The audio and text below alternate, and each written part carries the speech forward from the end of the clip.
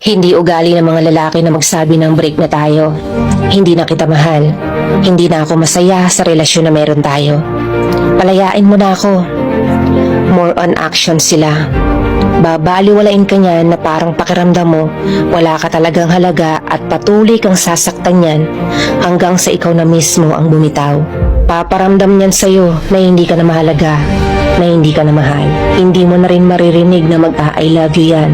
Ipaparamdam niyan sa'yo na wala ka ng kwenta. At take note, ito ang matindi.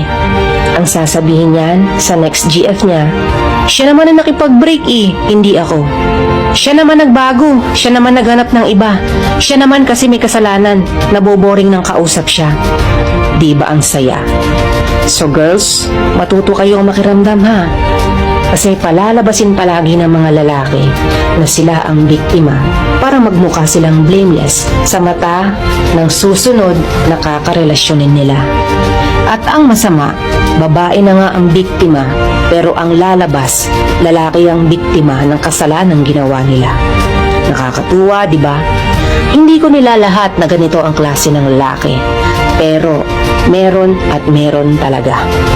Yung ipinaramdam niya sa'yo na wala ka ng halaga, iniwanan ka na, pinasuko ka kahit ayaw mong isuko siya. Tapos sa kwento niya, masama ka pa. Siya na nga ang nagbago, siya pa ang may ganang gawan ka ng kwento. Kaya mga girls, be wise sa pagpili ng makakarelasyon nyo.